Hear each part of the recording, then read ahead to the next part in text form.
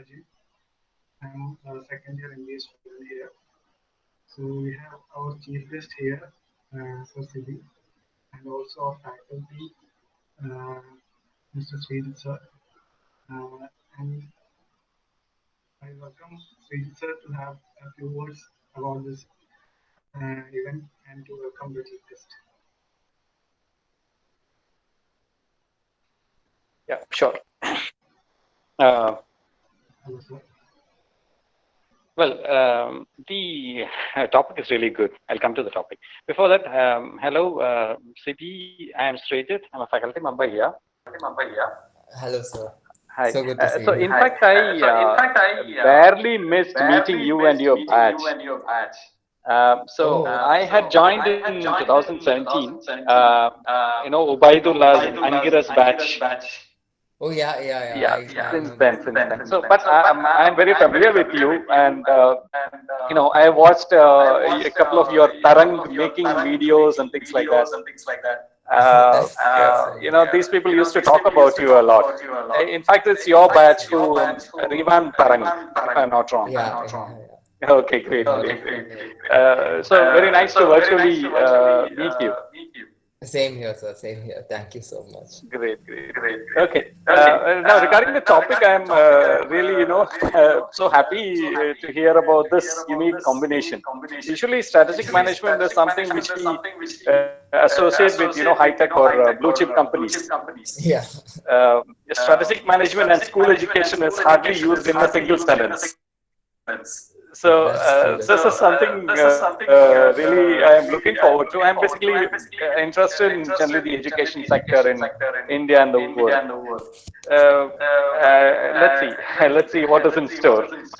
So formally, Sibi, I welcome you to the talk and welcome you back to SOMS once again. Thank you so much, sir. Over to you.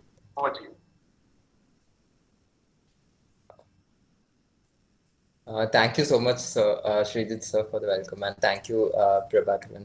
And so I think I'll get started by sharing my screen. So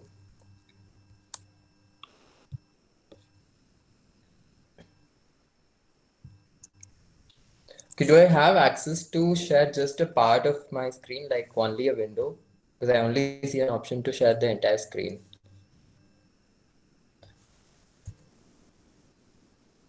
Yeah, there will be an present. Yeah, but it shows only entire screen. You have an option called desktop or window or something. That's not showing up for me. Okay, let me try it like this then.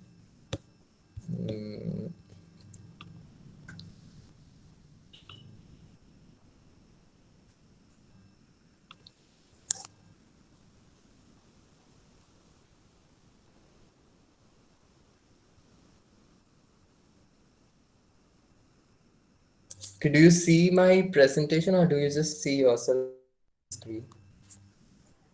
Is everyone able to see my presentation? Yes, sir. Yes, sir. Yeah.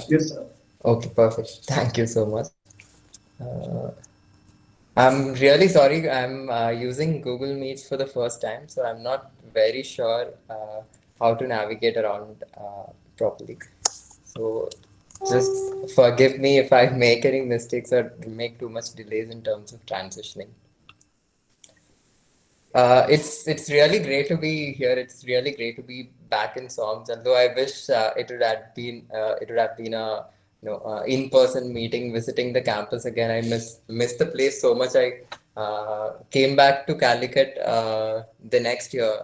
I think in 2018 after leaving, and Calicut is such a special place for me, and also the campus is so special in terms of the lot of learnings that I got from there. The kind of friendships, the kind of silly fights, the kind of pranks, fun, all these things.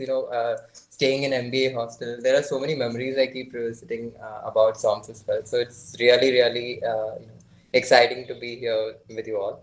And so today I'm going to be talking about strategic management and governance as driving forces of the school education ecosystem. And to take you through this, I'll give you a little bit of background about myself. And before I tell you about myself, I want to get a gauge of how the audience is spread. So, if you could tell me, if some of you could unmute yourself and tell me what your favorite memory from your school days is in less than 10 seconds, just shout it out. Just one thing that's favorite for you from your school days.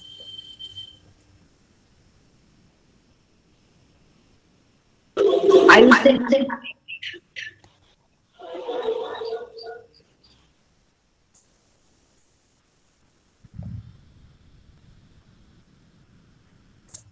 So acting unconscious and falling down just to skip the assembly.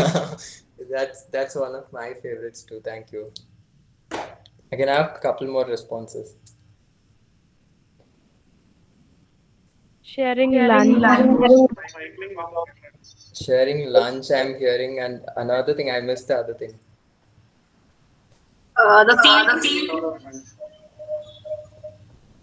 The feel of being at school. Is that what you said? the field trips. Oh, the field trips. Yeah, the excursions and tours Yeah, that you go to school. Brilliant. Some of my favorite memories too. And can we revisit it a little bit more to talk about some really frustrating memories? Unmute yourself and shout out a couple of frustrating memories for you.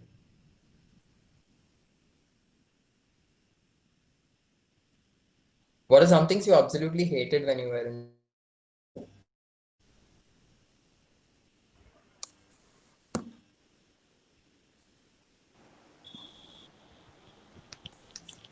Exams maybe? Okay, exams. Yeah, definitely. Birthday celebrations. Birthday celebrations were frustrating. Okay. Cool. So birthday celebrations. Extra classes, yeah. Those were definitely frustrating for me too. I used to bunk most of them sometimes. And other things, I can have two more responses maybe. Excess Long assemblies, yeah. Standing under the sun for such long hours. Yes, one more. I can have one more. excess homework. The homeworks, okay, perfect. So all of these are, definitely, some really frustrating moments that we must have gone through, and I'm pretty sure school life has also given us a lot of interesting memories, a lot of exciting memories. So basically, we learned how to emote in school as well. That's part of our being too. And one thing that used to really frustrate me, especially in retrospect, if I look back at my school days, one thing that used to really frustrate me is something like this. Okay, so school education was mostly focused on information transfer and transferring facts and everything to you. So you don't if you look at the entire model of how our schooling worked, we go learn so many facts and so many information, and then we don't really come back and utilize them in our workplace. Or we don't find any use of that in our future. Like for example, schools don't teach us how to build a resume, and that's perhaps one of the very first things you would need when you're out in the workforce. When you have completed your graduation, you need to be out in the workforce, and you need to be sending your resumes to companies in order, in order for you to get a job in the current market. So these are some things which kind of get overlooked when you go to school, and these are very essential skills in sense, and but at the same time they are not being taught. You're taught a lot of information at the same time, imagine yourself writing an email to an HR manager at IBM. You're writing applying for an internship, and you're writing, "Dear HR manager, I am interested in the role of a business development intern at your reputed concern. And mitochondria is the powerhouse of the cell. Plant kingdom is divided into thallophyta, pteridophyta, and bryophyta, and angiosperms and gymnosperms." All of this is not going to make any sense to them also. They would also reply with, don't ever reply to me in this email again. So that's the kind of scenario we have now in terms of most of the things that we learn in school become redundant by the time we become adults and enter the workforce. And this in turn helped me in terms of working with the organization which I'm currently associated with, which is YourHomeSchool. So I've been with the founding team of the organization, and I've been working on setting up strategies across the organization for them. And this entire journey of working with the education sector and working in the development sector started as when I was a Teach for India fellow. So right after my MBA, I took a very unusual segue from sitting for placements, getting placed in a company, to applying for a fellowship in education and working in a government school as a full-time teacher for 2 years.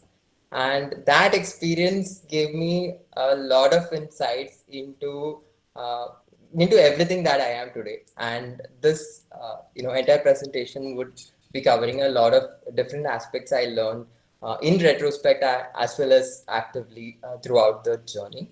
And apart from the Teach for India Fellowship, I was working with an organization called Global Giving. It's in fact the world's first crowdfunding platform.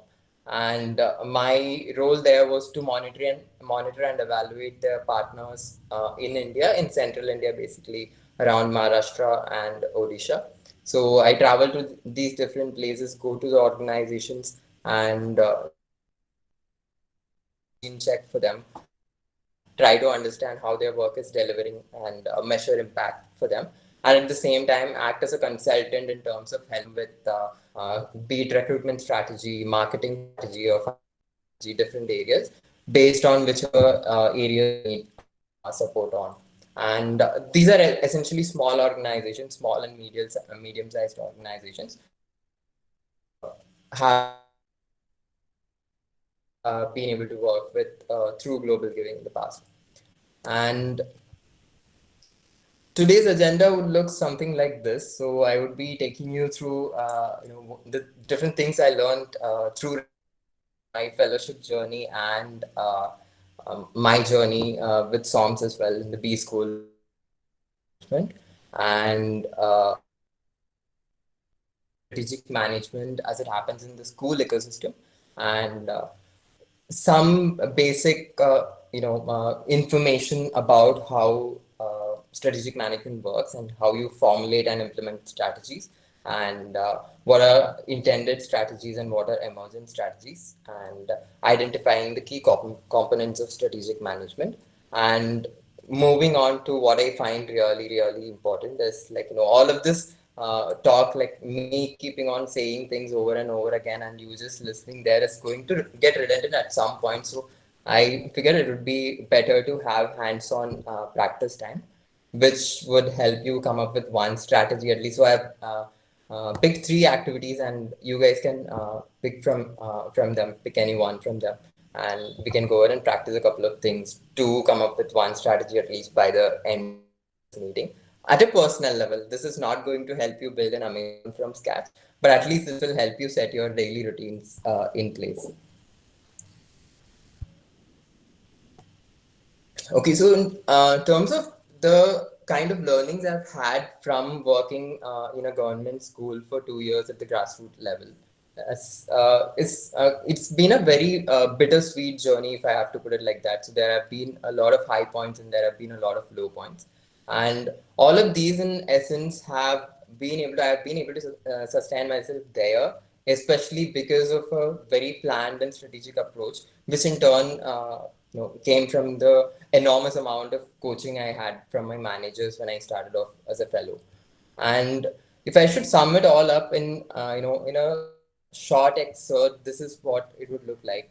This bit is from Arundhati Roy's The God of Small Things. I'm sure many of you must have read it. Can I get shout outs if you have read the book and if you liked it? I can wait for 10 seconds.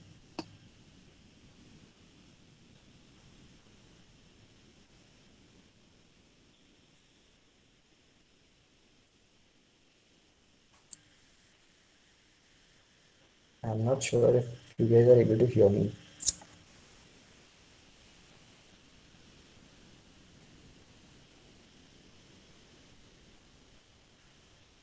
Oh, you guys have sent things in chat as well, which I have not been able to see until now.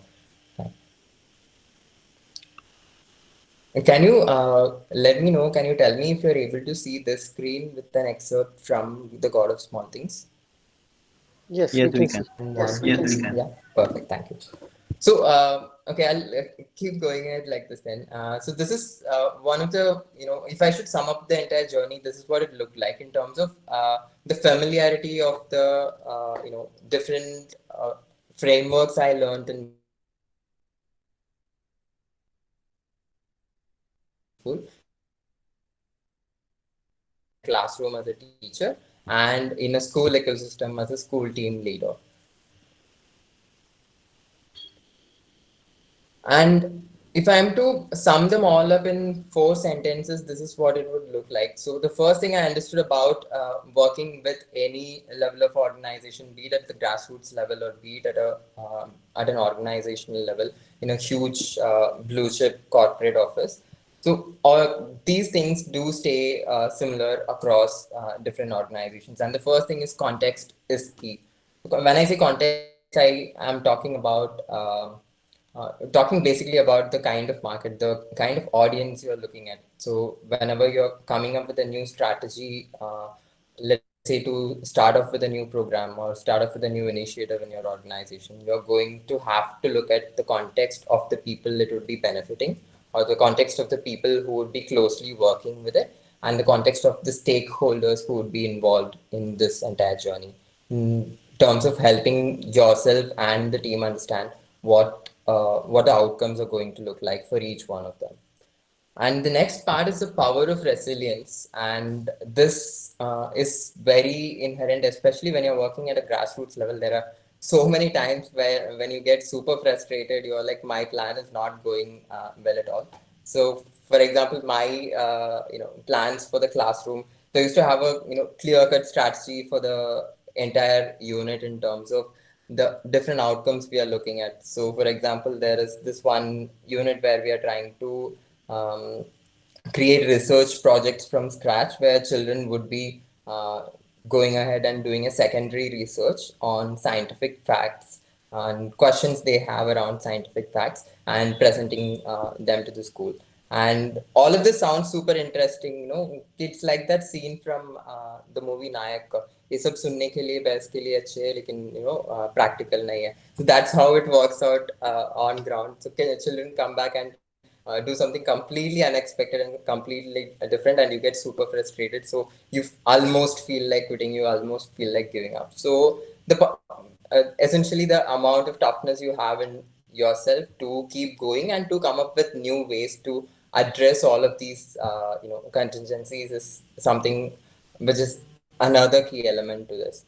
And consistency and perseverance, again, this is closely related to the previous element that I talked about in terms of wanting to keep yourself working with the same plan you have come up with and wanting to work continuously with so much perseverance, with so much grit in yourself that telling yourself that you're not going to quit no matter how hard it gets. That's another thing. And the last thing is quality and quantity of impact. And this is something super important because a lot of times I've seen organizations.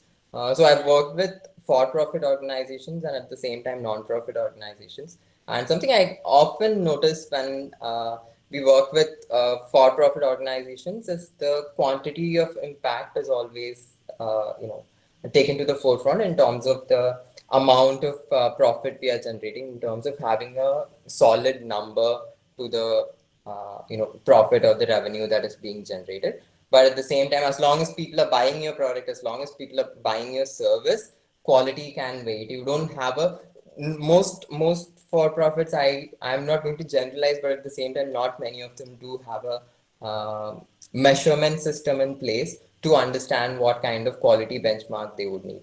They, of course, do have a benchmark in terms of what the market needs and what we are going to provide. But at the same time, understanding for yourself what is very important for this particular group of people and how am I going to deliver that. That's something which very few companies take into account, and very few companies take it seriously in terms of having clear-cut rubrics to measure all of these in terms of quality. There are quality checks which basically just try to understand whether it's working or whether it's not. But creating a scale like similar to a Likert scale in terms of Are we standing at a 1? Are we standing at a 5 in terms of the quality of our products? That's something which is often missing, given the different parameters that could come into play.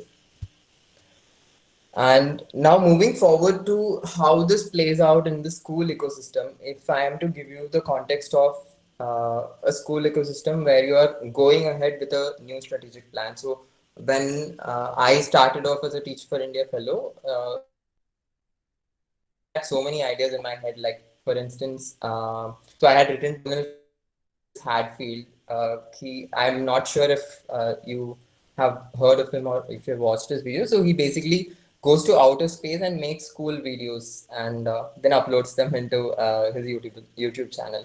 So he has done a music cover of Space Odyssey from outer space and uploaded it to YouTube. And he answers very random questions like, what does it feel like to brush your teeth in space? So in his next space mission, he goes out, takes a video of him brushing his teeth and then uploads it to YouTube to show people how is it different in space when you brush your teeth in space. So he does all of this interesting stuff, and I was super excited. So I had written to him, I had sent him an email asking him if he would like to have a session, have a webinar with my kids in Pune. And I had so many of these plans, different small things in place. Right at this phase when I was starting off as a fellow. So basically, I'm starting off as a teacher here, and so different things that come into play at the beginning when you have no understanding of the context of the problem. So again, going back to the key elements of a strategy. So when you don't have an understanding of the context, a lot of what you have is something called uninformed optimism.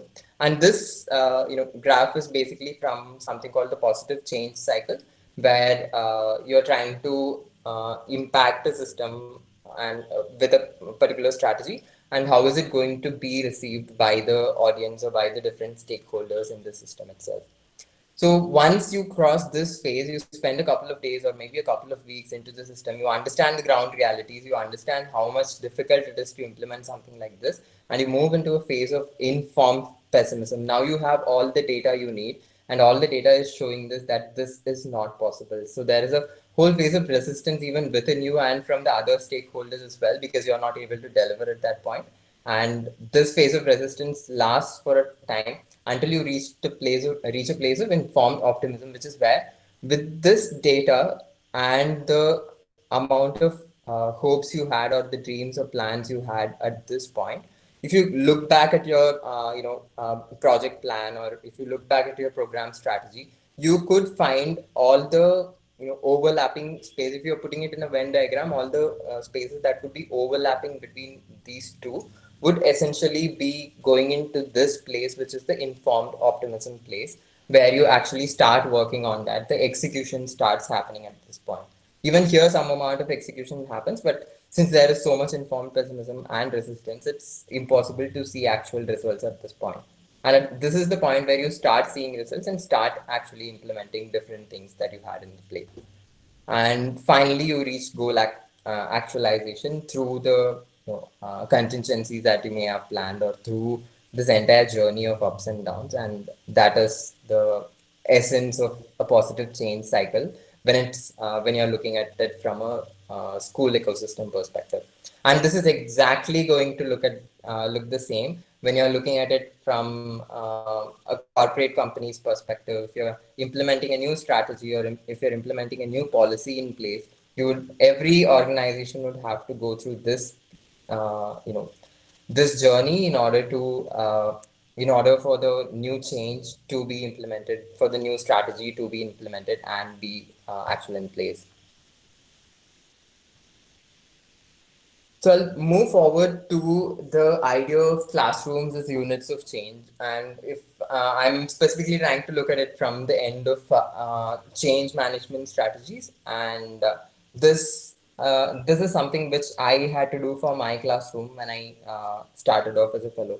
So initially it starts with goal setting. You identify the different end outcomes you would want to visualize by the end of your intervention. And then you create a value chain, which is basically jotting down the processes that are involved in this.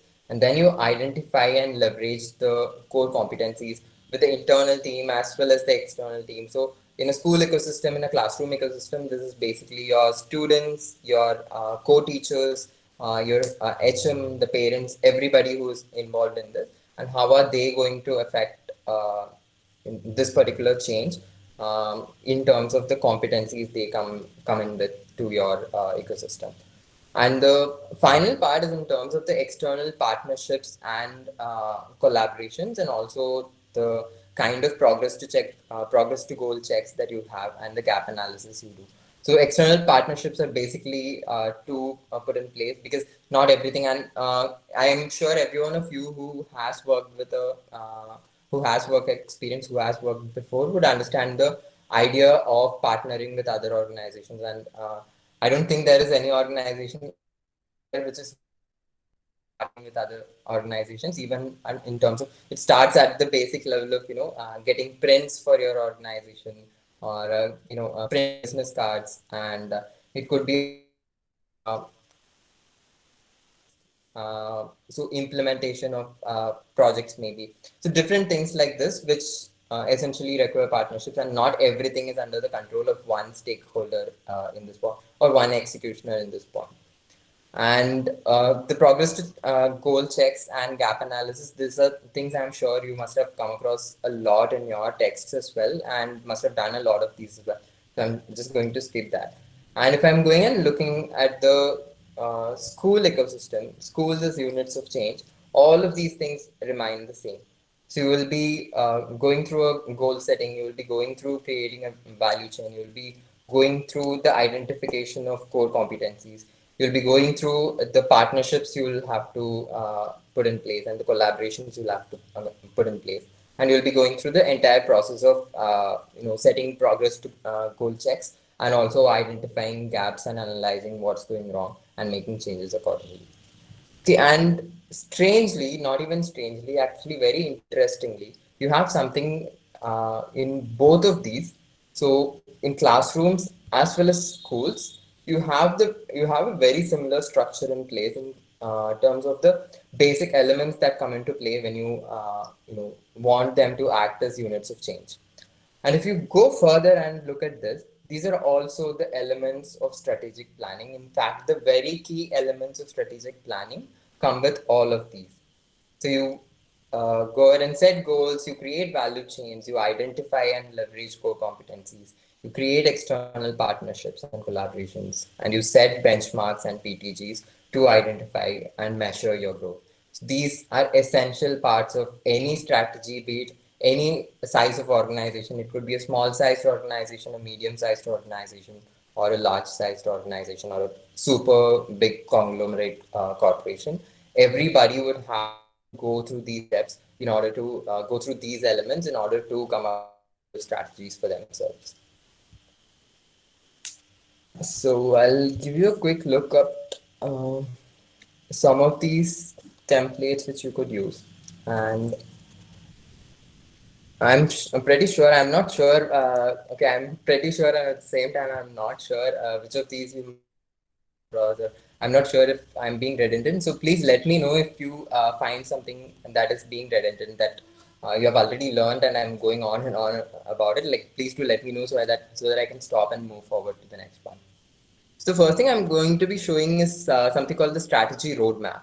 So this is essentially a pathway towards what you want to accomplish by the end of a particular period. So for example, if you see this big goal for the end of February 2021, all the steps that are coming into play when you are going to reach that particular goal. So every month is charted out, and the different activities you're going to be doing throughout all of these months are clearly mapped out in this particular roadmap. And if you look at the goal as well, the big goal as well, you see that they are specific, measurable, attainable, relevant, and time bound. And we call these SMART goals because for these reasons. It's an acronym based on the first letters of this. I'm sure some of you or most of you must have come across the idea of setting SMART goals before. And for each of these, you come up with a rationale that is going to add on to why this particular step is being taken, and at the same time giving you clarity in terms of what to do if this does not work out. And moving forward, I'll give you an example of a program strategy. And these are basically things which you would have to take into account if you are working at a strategy level in a school ecosystem or in an education ecosystem. So there is not going to be something where you're just going to take into account let's say something as simple as marketing strategy, or something as specific as marketing strategy. It's not simple, definitely, but something as specific as that. You're not going to just look at one aspect of the entire organization. You're going to have to look at every different aspect for the organization in order to be able to come up with effective strategies within a school ecosystem. And the next part is the program strategy. So these are basically for events we have in school, and could be annual events, could be monthly events, whichever they are. And the idea of this comes from the project charter. So project charter is basically a framework for you to put together your project strategy or your program strategy in a very clear-cut, effective, and documented manner, so that you can come back and refer to that at different stages of execution of your project itself. And the first part is a log frame, which essentially summarizes the goals, purpose, outputs, and activities, and gives you indicators of how you're going to know that this particular thing is happening, and the means of verification. How are you going to ensure that this has happened, and how are you going to measure in case a measurement is possible? And the last part for log frame would be the risks and assumptions. What are the assumptions you're making, and what could possibly go wrong in order to help you plan for a contingency? And the next part, of course, would be a Gantt chart. And I'm very sure all of you have had to deal with Gantt charts when you are working with an organization. And it's exactly the same in the school ecosystem as well. Whenever you're coming up with a program for the school, this is exactly what goes there as well. You will be basically mapping this based on the roadmap as well. You'll be mapping the different areas of work that need to be focused on, and give specific dates to them and keep a track of them using a chart like this. And these are just tentative templates I've picked from different projects or different organizations that I had to work with, so that I can give you a comprehensive understanding of how it all looks like. And another part is going to be the hiring strategy. So this is again, for instance, if you are working with external partners in terms of, so if you want an intervention in your school where you teach them something additional that is not in their curriculum, teach them additional things which they would not otherwise be exposed to through their curriculum, you would definitely have to look into human resources. And this could come in two ways, where it could be through volunteering or or strategic planning for human resources with the compensation and budget allocation and everything. So when there is a compensation, you usually look for crowd funds or the funds that or the beneficiary budget model, where you collect funds from beneficiaries and then disperse it to the people who would be helping you out in these areas. And also, just because there are volunteers, it doesn't mean all of this strategizing does not come into play. There is so much more strategizing, especially when it comes to volunteering. So you basically come up with recruitment strategies. You come up with priorities, and then priority one, priority two. You identify which institutes or target market to basically reach out to, and then you find out, you have basic hygiene checks in terms of this is what I'm finding.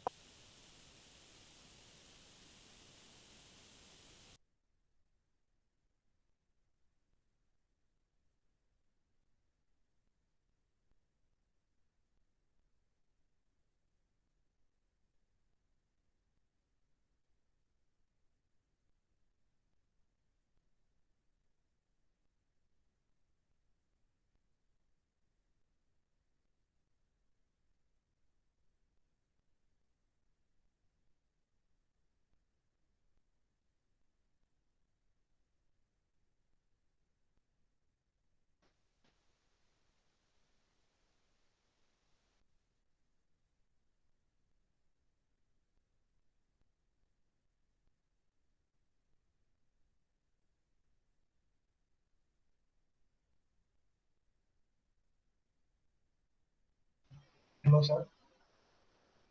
Sir, you are not audible, sir. Hello. Sir, you are not audible, sir. Hello. You're on mute. Cibi, there seems to be some issue with the audio.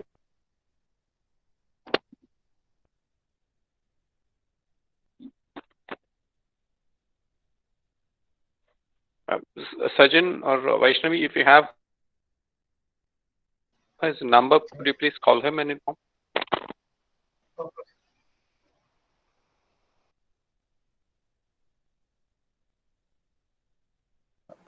Sir, let him disconnect and then rejoin. Maybe that will work. Yeah, that's fine. That's fine.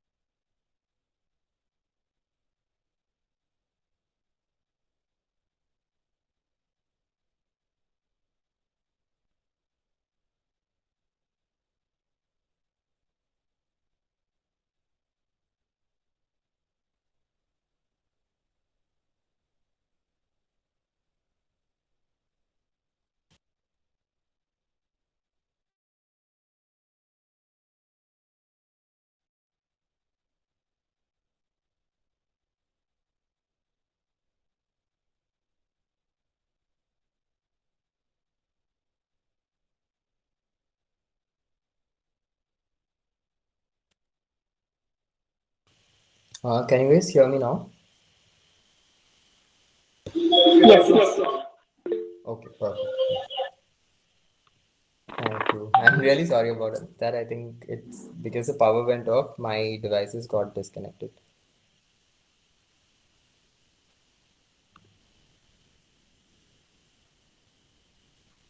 And so far, are you with me? How engaging has it been so far? I could stop and move to the activities directly if you find it boring so far.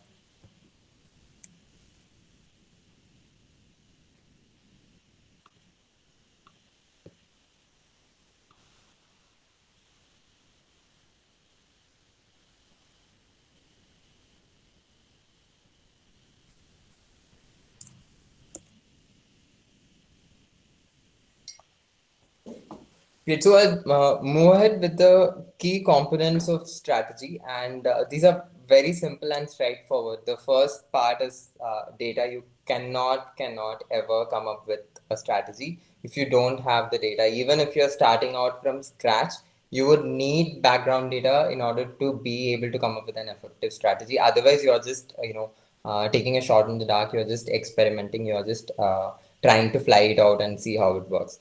If you're trying to create a strategy for any project or any organization that you intend to create, you will have to have enough data in place to come up with the strategy in the first place. And this can again help you in making high velocity, high quality, and data driven decisions. And the next element that is super important is the next component that is super important is the structure that you give to your strategy. So you'll always have to be looking for creating all these microstructures and processes within your strategy itself so that they are working effectively. A very simple example, which all of you may have experienced, is something around hiring. So instead of sending your resume directly to an HR manager, you have most organizations now have application forms which you'll have to fill out, be it for internships or be it for full-time roles in organizations. You always have to do that in order to take up a job. So what is going into the email boxes are not really transferable. If a person changes, if the hiring team changes, it's going to be a trouble again for them. So that's something, that's one example of how you need to establish a structure in place in order to be very effective in terms of your strategy. And I'll close that out, and let's start with the activities I have planned for you. And also let me know if I'm running overshot on time. I can wrap it up as soon as you guys want to. So I have 3 different areas mentioned here, and if you can let me know in the chat which one you want me to go ahead with, I'll go ahead with the majority. So I have numbered them 1, 2, and 3. So you can send them in the chat for me to understand what you want me to go with.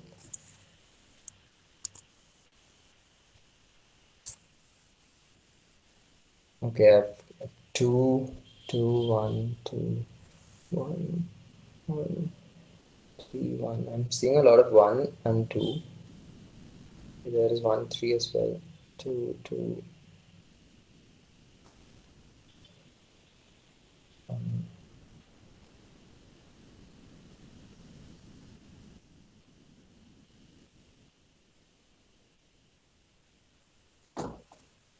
Okay, that's a lot of 1. I'll take 5 more responses and then we can go ahead. That's a lot of 1. Okay. Cool. We'll go ahead with 1 first, and then maybe if we have time, we can take a look at the second part as well. So, time management. And before I start, I'm not going to, like, this is not going to help you make a time management strategy to run Amazon or Apple's right away. This is just a very simple example I am picking so that you can implement something at least in your personal life, and you can use a very similar strategy or even the same strategy when you're working with an organization as well. And again, this is just one strategy. There are multiple time management strategies that different organizations work with, and you'll be surprised to look at the amount of effectiveness that most of these have in organizations. Okay, let's get started with this. Make sure you either have a pen and paper in your hand or a notebook in your hand, or you can open a new tab and start creating a sheet there where you can type these down.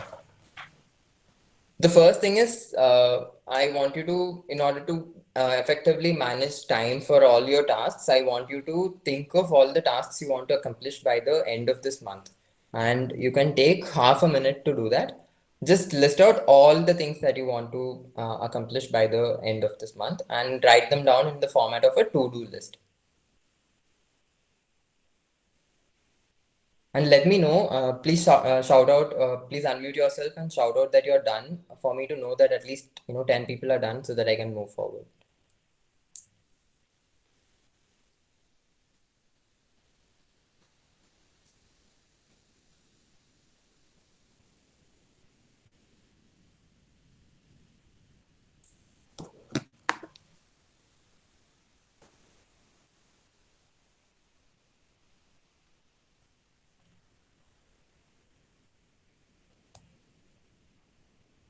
Done, sir. Oh, thank you. I'm sorry I can't see your names, but thank you, whoever you are.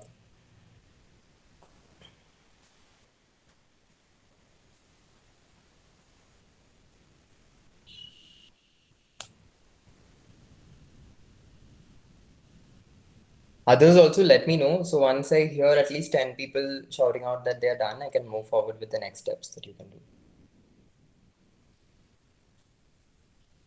I'm done. Thank you.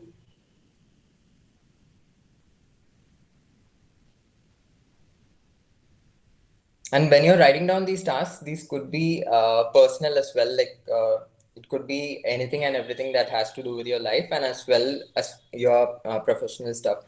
Could be completing assignments, could be practicing sums for your exams, and could be watching a movie or watching a TV series, anything and everything. So here are some examples that you can take a look at if you want to. These are some examples. These are things you can do, and these are things you're not going to write down. So it has to be something very short term, happen in 1 month. Like changing a newspaper subscription, that is something you can totally do in a month. But waging a war against North Korea is not going to happen in a month's time, especially sitting here. Watching another season of Better Call Saul is going to happen in months, but you're not going to systematically oppress patriotic doctrines in 1 month's time. Okay, so try to come up with a list like this.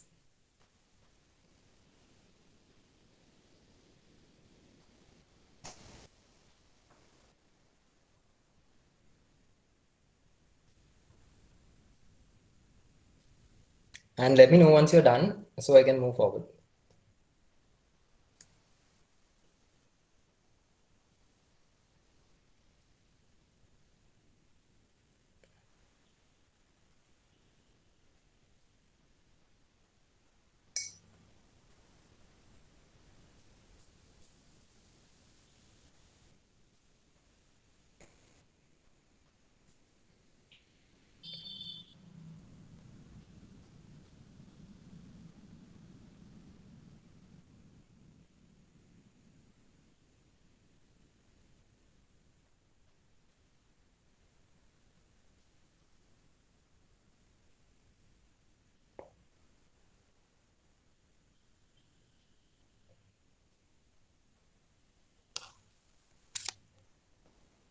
I think more than 10 people have done. But Okay, messages thank you. also keeps coming. Oh yeah, that would be helpful if someone can let me know if we have enough responses in the chat. That can also help me understand where we are. Can you please do that further as well? It is Ullas, right? It was Arpit. Yeah, Arpit, can you please do this help for me going forward as well? So can you check the chat and let me know so that I can move forward in the next slides as well? Yeah, thank you. Thank you, Arpit. Okay, so now you have the month-end goals, which are listed down here. So basically from the previous slide, I have picked all of these things, which are my month-end goals, and put them here as month-end goals. And then I'm going to break them down into daily tasks, which would help me accomplish them. So, for instance, completing another season of Better Call Saul cannot happen without me watching one episode of Better Call Saul as a daily task. Right? Like, I don't know, maybe there are 10 episodes per season, but that which means I need 10 days if I'm trying to accomplish them as daily tasks. Right? So, try to come up with specific daily tasks for each of your monthly goals.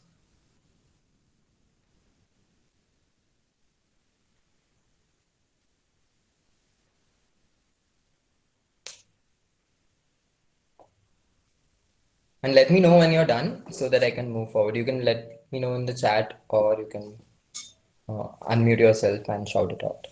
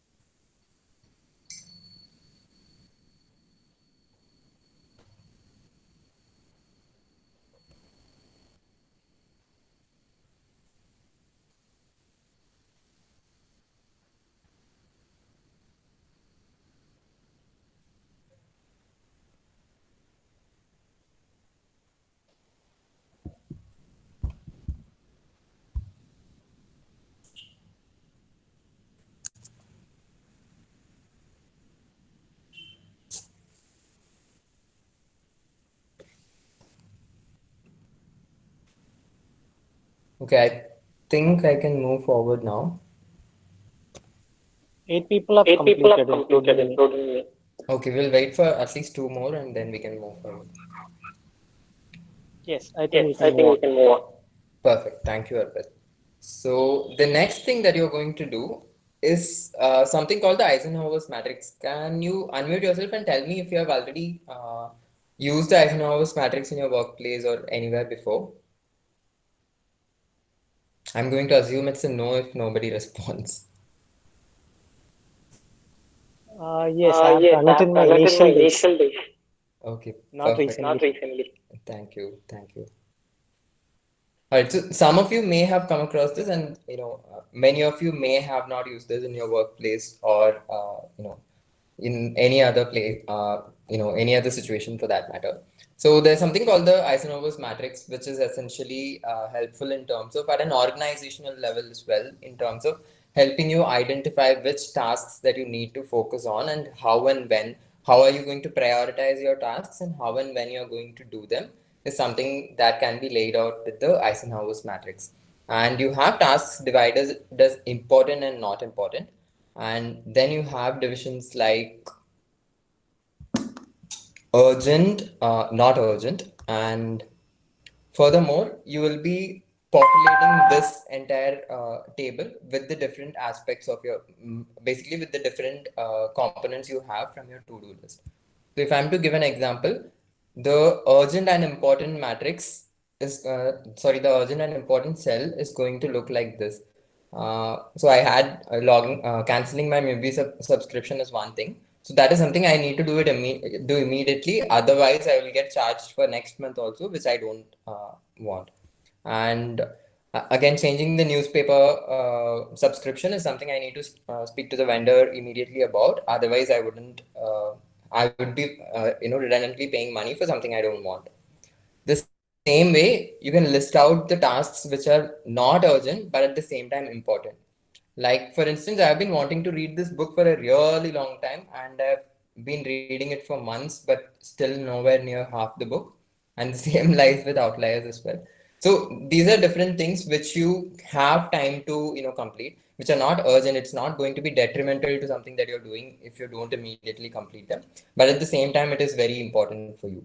So practicing for your exams are not happening tomorrow, so you can wait it out. But at the same time, it is very important for you to get a good score by the end of your academic year. And the not important part would basically consist of things which you can delegate to other people. That is, in terms of when you want to work with other people, essentially.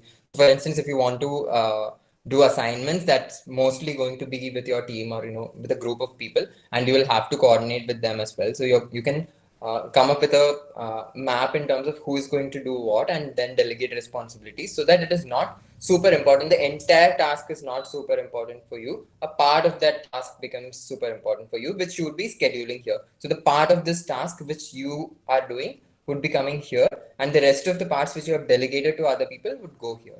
Similarly, watching a movie as well, like if you're planning to watch it with your boyfriend or girlfriend, or if you're planning to watch it with your family, whoever you're staying with, so you can move it to the delegate part of the matrix. And the last part is something which is neither urgent not important. Like for instance, I have picked watching a TV series because this, like, I'm not doing it with someone else. Like I'm not getting to spend quality time with another person by doing that activity, and at the same time it is not going to affect any other work of mine. So it's something which I can actually eliminate, and that's what goes in this part of the matrix. So if you're clear with this until now, and if you can jot these down in this manner, please let me know in the chat that you're done and I can move forward after that.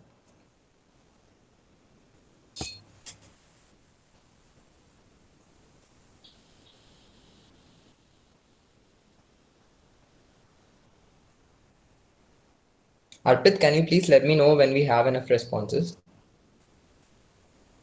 Sure, Cibi. Yeah, thank you.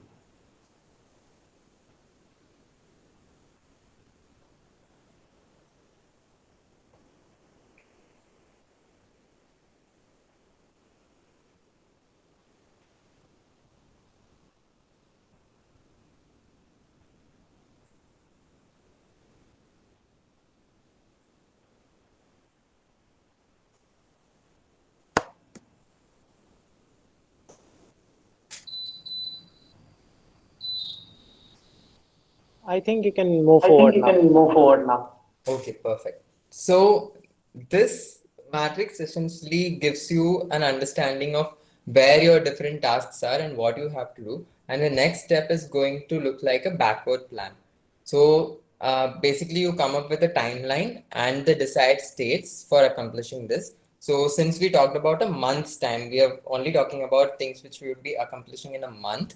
We are going to jot them out like this. So we have broken them down into daily tasks already, and then we are going to put them down in a backward format. So you are going to start with the 4th week where you have accomplished all of these things.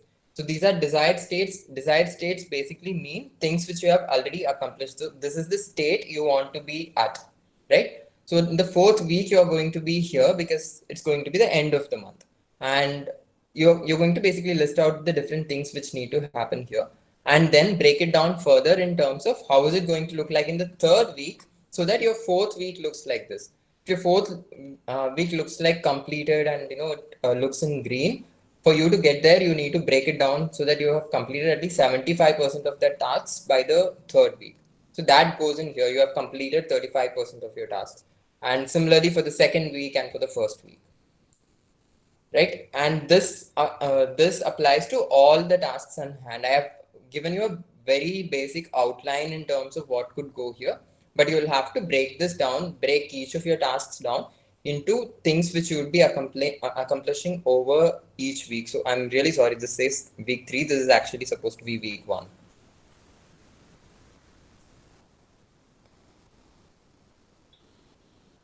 Is everyone clear until now?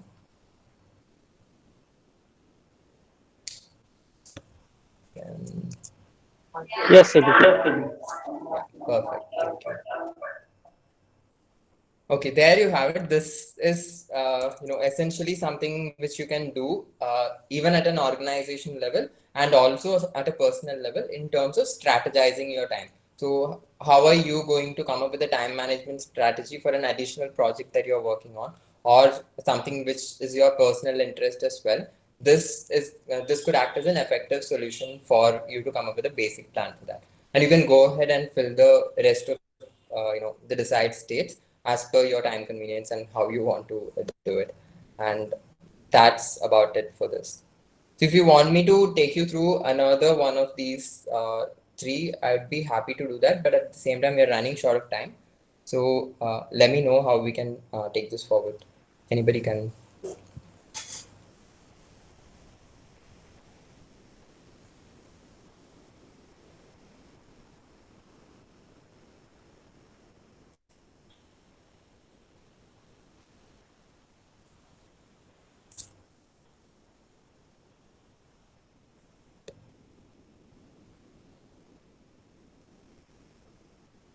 I think you can move ahead to the next aspect.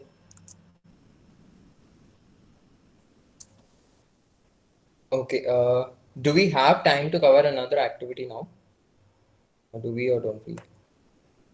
We can wrap it up with Q&As if we don't have time, because it's already 7:30. Revati, can you give me? Yeah, I think. Yeah, wrap it up with Q&A. So we'll wrap it up with Q&A. Yeah. Yeah, perfect. We'll do that.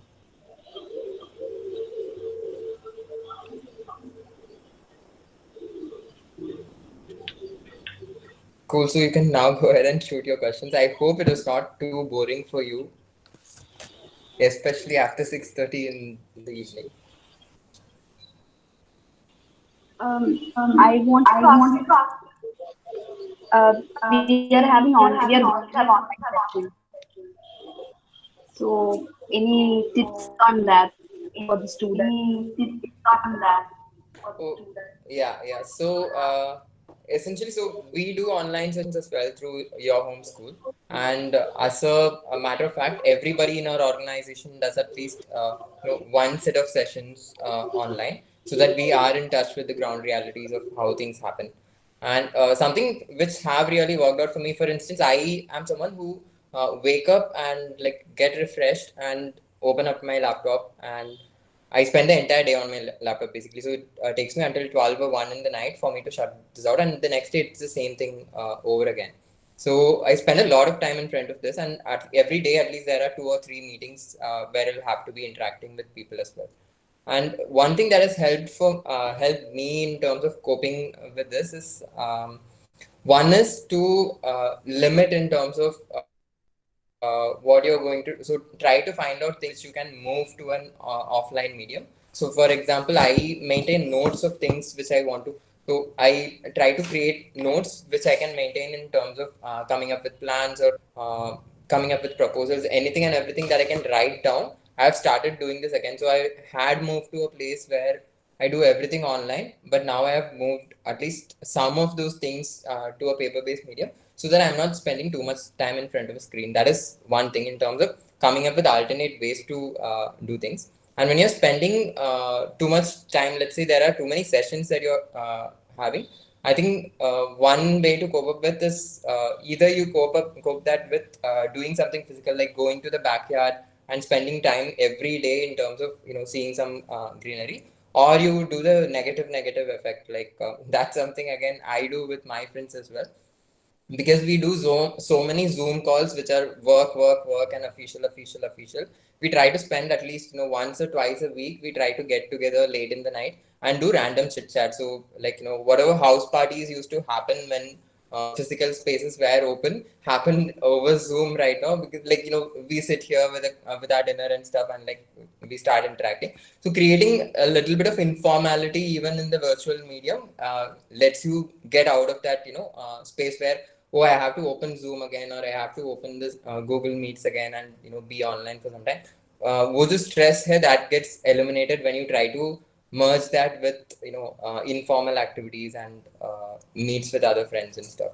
These are two things I would say which have worked for me. Otherwise, I am not even very great. Like I'm not the best person otherwise, except for these two things, to comment on how to effectively spend time online. I spend most of my time online. So.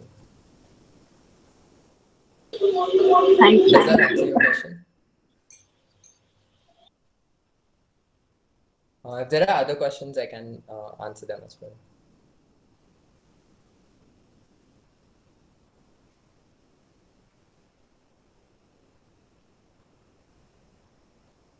One question again, related to what you were talking for the previous question. So something that I found out during this virtual kind of working cycle is that our personal life as well as professional life has merged up, which it is going to be a huge concern going forward if you're in a situation like this for some more time.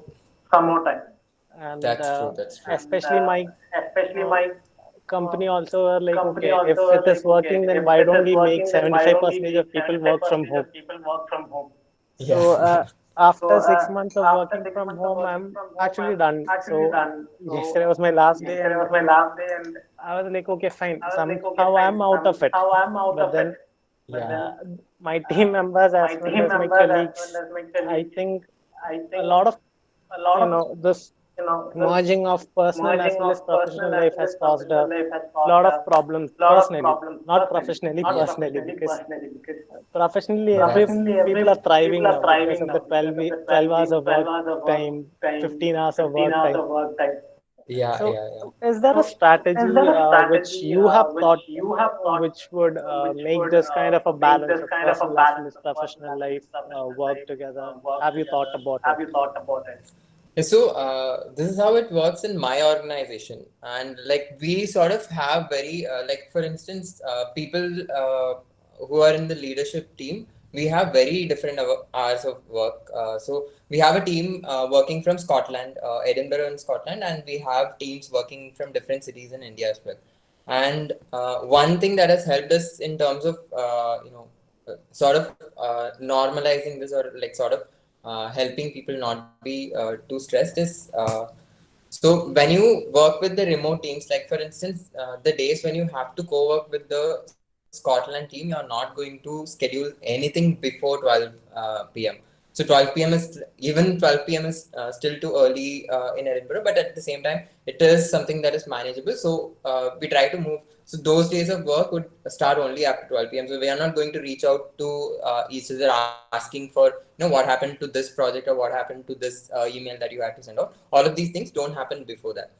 And sadly, a lot of companies don't really follow this stringent timings in terms of, hey, work hours are over, I'm not going to contact you anymore. And at the same time, we have a certain understanding in terms of within our teams, we know exactly when someone from the team is going to break for lunch and when they are going to break for dinner, when they are going to take care of their children. So, mothers who have children, when they are going to take care of children, fathers who have children, when are they going to spend time with their children through the day, because children are also home these days, so they have to spend time with their children as well. Their entire day is not going for children also, they are not spending the entire day in online classes. So that is something again very important. So at least with respect to smaller teams, like let's say there are teams of 8, small teams of 8, at least with respect to smaller teams, it is the responsibility of the team lead to ensure that everybody's needs are being met and everybody is actually spending enough time with other people. And something we came up with was the workplace well-being thing. So where you map out your personal professional alignment. This happened even before the pandemic for us. It's for us to try to understand how people work and how are they matching their personal and professional life. So that is something which laid out even before the pandemic. How are things like, how is personal life for a person and how is professional life for the person, how are they what are they expecting out of personal life and professional life, and uh, each other, how are both these things complementing each other. So this survey helped us also, it's sort of helped us seamlessly transition into this state where we can work even otherwise without much hassles in terms of cutting out personal time or putting too much stress in terms of spending time online. I hope that answers your question. Yes, thank you for that. Thank you for that. Thank you, Arpit.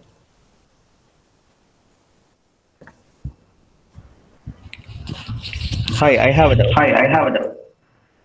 Hi, Ullas. Hi, how a new organization can collect data for a strategic management if it is a very new one? Is it by hiring experienced personnel from other organizations or do a back work from the expected? So there are a bunch of things you can do. So one is in terms of so of course when you're starting off as a new organization, you may not have enough money to buy data, right? Like you can pay organizations which would help you with procuring data. There are organizations which work specifically in data science and data mining, so they help you procure all the data you want in terms of starting off with your strategy in the first place. Or the other thing, like if you can't afford to spend so much money in working with a data science organization, something you can do is do your own personal secondary research. So for instance, if you are looking, I can talk about this from the school education ecosystem. If I'm talking about what is the target market for my specific program going to look like, if I'm starting off a new program that is completely different from everything that is we have been doing so far. I'm going to look at all the government data first. Like, so in education, it's especially helpful. Like, who are the people in this category? If we are targeting the parents, if we need to reach out to parents, who are the parents in this income bracket? Like, so everything like that can come through secondary research, but it would take a lot of time, and you would need a dedicated team in place who are doing this religiously, and uh, like what you're looking for has to be very clear for the entire team. Only then a secondary research is going to be very effective. You'll have to do back and forth meetings so many times to come up with effective secondary research data. Thank you. Thank you, Ullas. Thanks for asking.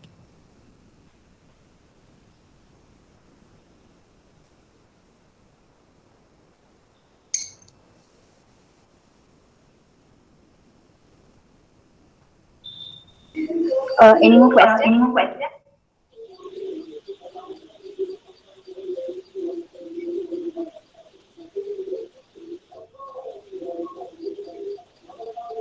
So I think we are done with the Q&A.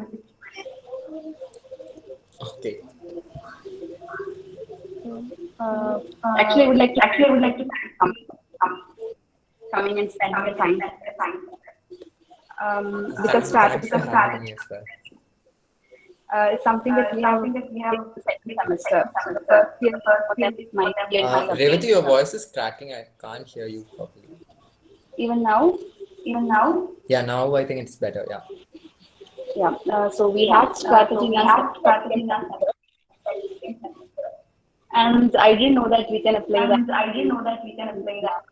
Different tasks that we are taking. Up a new position. It's in the graph. Then we try to write stages.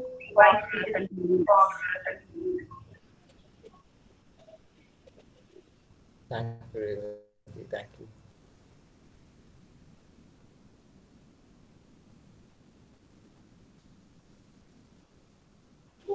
Srijit sir. Yes.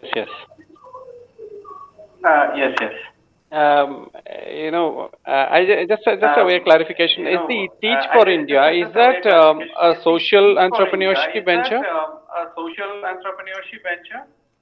So Teach for India is a part of Teach for All, which is a global network of organizations working in 40 different countries. So they have local chapters, like for instance, Teach for India focuses on 7 cities within India, and they employ fellows in government schools as full-time teachers and school leads to come up with be it strategic change or be it resource mobilization, different areas basically, and also in terms of classroom outcomes for students. So that's how they work. They're a global model basically. Okay, great. Cibi, Cibi, I really enjoyed your talk. It was really good. In fact, you kind of opened up a can of worms for students. Now they can't say that they don't have time for anything. Yeah, and of course we do want you to come back to teach the other activities on strategic management and change management. We would we look forward to you for the interaction. I would love to, sir. Thank you so much. It was really nice, nice of all of you to have me today. I hope the initial part was not boring, too much talking. I hope that was not boring. Well, it wasn't really boring, but yeah, it kind of, more into theory parts. So I don't know how many of us did have a really good grasp on it. Yeah. Anyways, thank you very much, Cibi. I enjoyed. Thank you, sir. Thank you so much for having me. And thank you, Revati, for getting in touch with me. I think I was really excited to come back to SOMS and talk to students. And I want to leave with one thing. This is something my juniors gave me as a farewell gift. And they gave similar mugs to everybody, every senior who was graduating. So make sure if you're in the second year, you make your juniors also give customized mugs like this with your names written on them. Sure. Great. And thank you so much, guys. Thanks.